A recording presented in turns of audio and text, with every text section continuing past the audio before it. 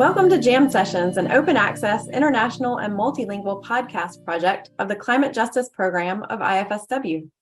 Upcoming series will discuss climate justice, eco-social work, eco-social worldviews, and ways that social workers are moving us forward in the co-creation of a new eco-social world. Together, the co-hosts seek to learn from each other and an array of international invited guests as we discuss challenges, successes, lessons learned for the living out of our aims of promoting climate justice in the world.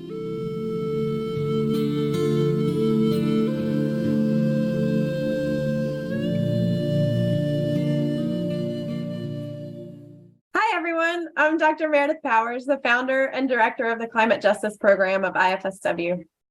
I'm also an associate professor in the Department of Social Work at UNC Greensboro in the USA.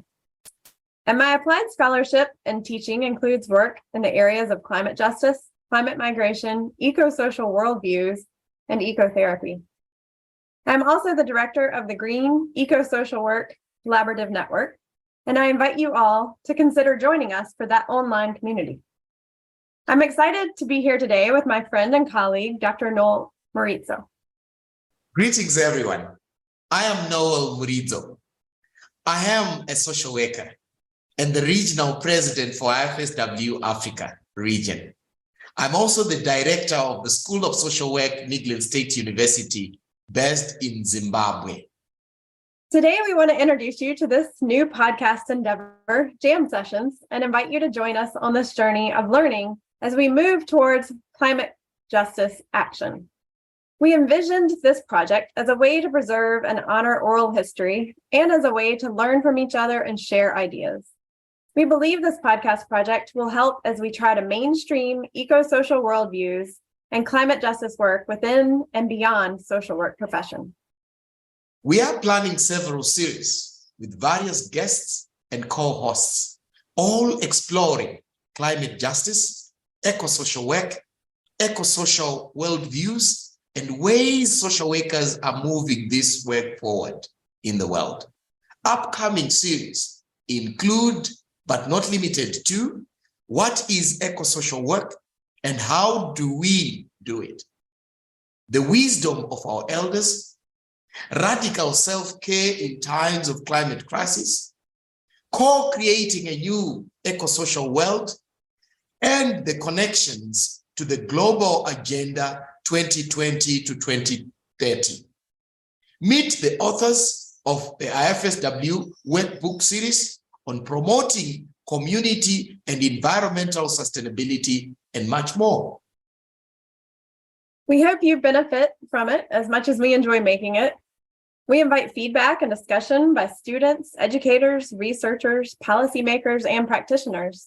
And we welcome suggestions for topics and guests. So I guess, Meredith, we should share with the audience why we are doing this. Why is this broadcast and this series important? Absolutely. Maybe we should first start with what are some of the impacts of climate injustice in your region or in the broader world, and how are you promoting climate justice within your work? Meredith, you and I would agree that climate change is not only topical, but is a livelihood issue. More so in a region like Africa, where I come from.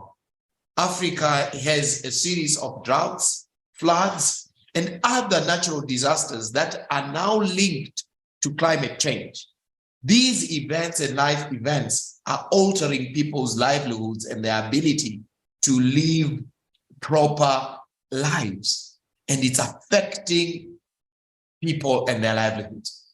And you and I agree that as a profession, we end up working with these issues and these challenges affecting the communities and people that we work with. So perhaps the issue around how it affects us, climate change has affected all people globally. But for us as a region, as an example, Africa, we are also affected. This is also mindful that if you look at emissions and the contribution that Africa makes in climate change, it is minimal. But the impact it has on people's lives is just huge. So climate change is affecting people and their lives. and social workers find themselves at the center, working with people and communities, dealing now with the after effects of climate change and communities being affected by these phenomena. Mhm. Yeah, absolutely. I would agree with you. And that's a perfect example of the climate injustices, having more of the impact and the burden of the climate change and not actually contributing as much to the reasons why climate change is being exacerbated by humans. And I think also that my work in climate migration is a prime example there, with environments becoming less hospitable and with people having to out-migrate to find work, to find food, or if there's even civil conflict and unrest where people are fighting and killing each other even over the resources that are very limited in those areas. And all of it, you can really trace back to climate change topics. And the work that we're doing as social workers is so critical in all of these communities on all of these fronts. Certainly some of us in the world are feeling the effects of climate change much more directly, and that is an injustice. Others are a little bit more sheltered from it. We have access to energy or resources that others are not able to access. What is also important as these discussions happen, and to say, how do we deal with the effects and how do we also mitigate climate change? What is also critical is to appreciate that we are at different levels of development, different resources, different technologies, different skill sets.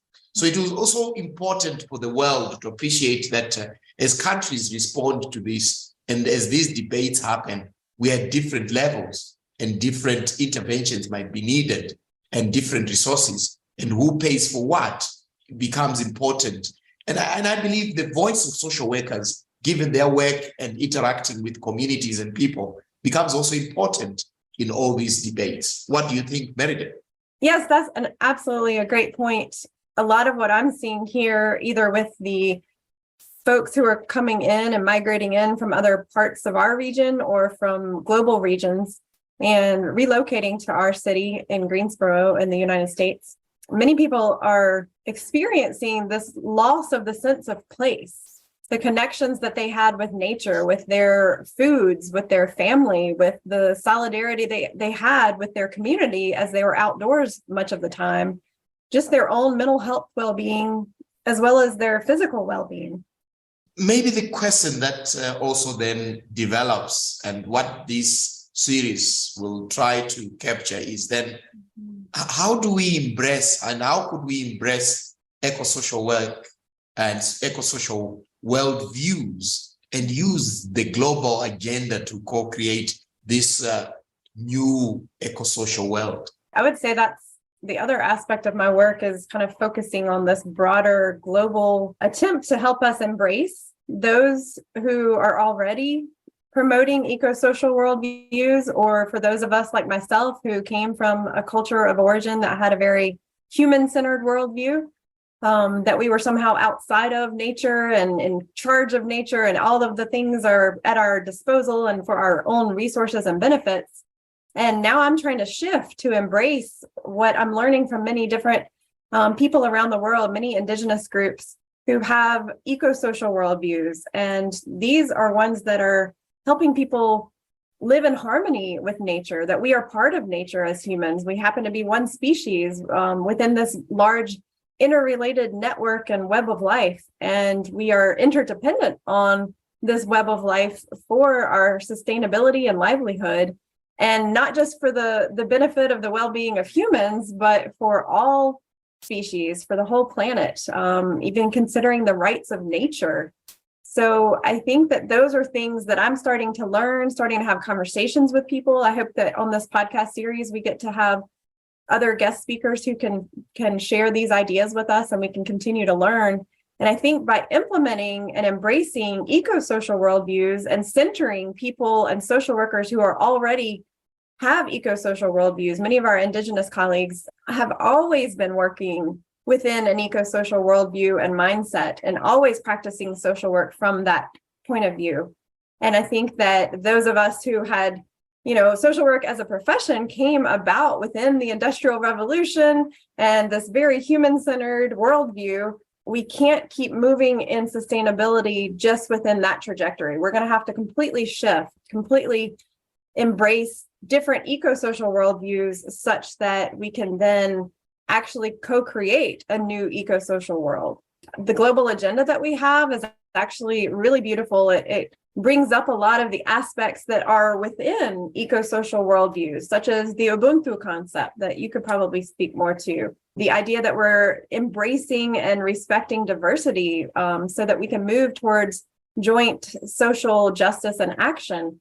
And that is diversity not just within our global human community, but the diversity that the whole world experiences. Our ecosystem is beautiful, the biodiversity, the way that things can collaborate and live in harmony, and that we need each other, that you really cannot have just one item or one species operating in a vacuum. We have to have that biodiversity. We have to have that global community to really thrive on this planet. Great indeed, Meredith. You spoke about the global agenda and other material, and I believe some of this material can be obtained on the IFSW website, and it's for free, and read about what you have been talking about. And these are just some of the examples of the conversations that we look forward to having with guests on the Gem Sessions broadcast in the upcoming series. And we hope that this will convey not only the gravity and the urgency of the climate crisis, but also we hope that this provides us with many tools that we can utilize, and we build solidarity as we move forward together in hope for a more just world. We look forward to having you and you joining us. Thank you. Thank you.